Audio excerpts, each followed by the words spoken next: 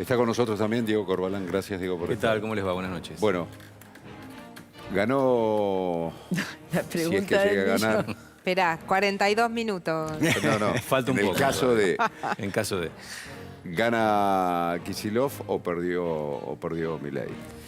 Bueno, un poco lo que decía Hugo coincido. Nosotros en los análisis que hacemos de conversación pública, la discusión fue Milei sí, Milei no. O sea, en redes sociales se discutió eso. En las nubes de palabras que nosotros fuimos construyendo semana tras semana, lo que veíamos era un plebiscito permanente sobre la gestión nacional. Y todo lo demás era absolutamente marginal. Y yo creo que la gran derrotada en esta elección es la provincia de Buenos Aires. No se discutió nada de la provincia de Buenos Aires. Nada.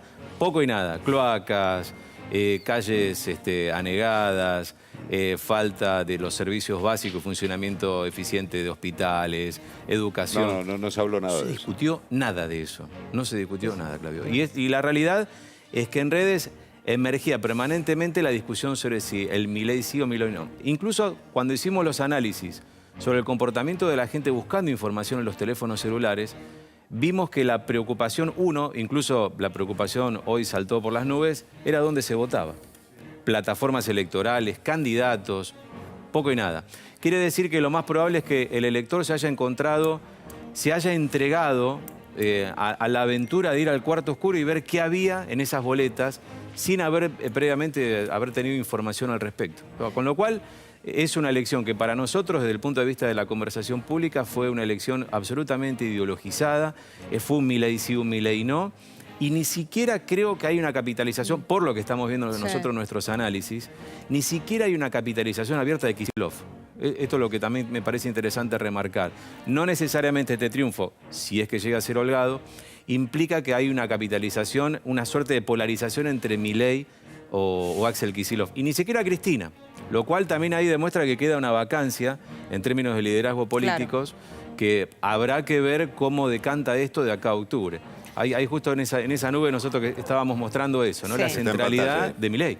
Toda la provincia volcada a una discusión por Milei sí o Milei no. Fíjense el peso de la charla sobre los candidatos, el peso sobre lo que significaba votar. Es decir, quedó absolutamente trastocada en su esencia la elección. Me llama la atención, Diego, porque tampoco fue un mensaje unificado de Fuerza Patria ¿no? El anti-Milei.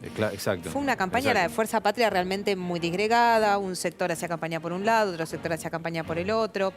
Se dio naturalmente, en definitiva, este cambio.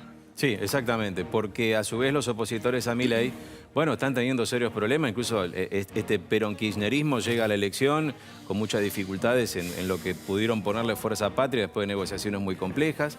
Y un dato que nosotros también, un relevamiento que hicimos en la conversación pública durante la campaña, fue que hasta el 30%, en la última semana, en las 2 últimas semanas, previas a la elección de hoy, el 30% de la conversación en redes tuvo que ver con audios. Ese fue el componente extra que de alguna manera terminó de cristalizar ese descontento que ya venía germinándose por factores, entre otros, los factores económicos, ¿no? Entonces, se fue constituyendo poco a poco en la conversación pública un clima muy adverso y, de hecho, en los niveles de sentimiento que nosotros evaluamos sobre la conversación pública de las alianzas, la Alianza Libertad Avanza, la alianza oficialista a nivel nacional, era la que tenía peor sentimiento de charla. Ahora, el argumento del gobierno, y está llegando Patricia Bullrich al búnker de la Libertad Avanza. Recordamos, ella es candidata a senadora en la ciudad de Buenos Aires para las elecciones del 26 de octubre. Te preguntaba, Diego, las explicaciones que dio el gobierno o el intento de salir por algún lado y es una operación y es justo antes de las elecciones y así se hacen las operaciones antes de las elecciones, no prendió absolutamente en nada. Bueno, justamente fue uno de los vectores que fuimos a buscar, a ver si efectivamente había un contrapeso a aquellos que estaban indignados por el tema audios. Y la verdad que el tema operación no terminó de germinar, digamos. Fue una discusión que quedó bastante marginal. Muy en desventaja con el peso que tuvo la discusión sobre si efectivamente en el gobierno libertario hay corrupción. Entonces, ¿sigue manejando las redes el gobierno? Eso les iba a marcar.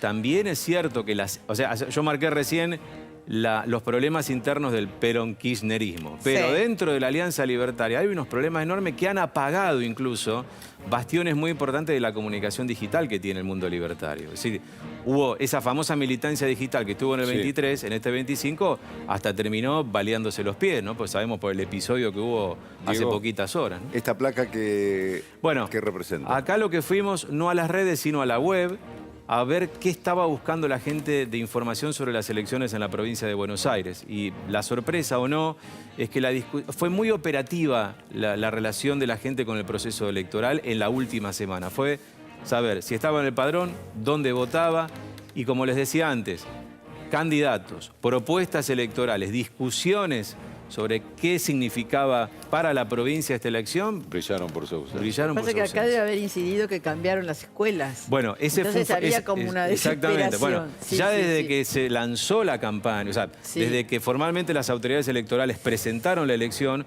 hubo toda una discusión y desconcierto por el lugar de votación. Claro. Entonces, en los márgenes que quedaron de inquietud de la ciudadanía para saber quién es, para mí es muy sorpresivo, y yo creo que nos sorprende a todos, la gente fue a votar sin preguntarle a los teléfonos celulares quiénes eran los candidatos. Pero Eso me parece un hallazgo. sorpresivo? Eso. A mí no me parece sorpresivo. No, desde ya que...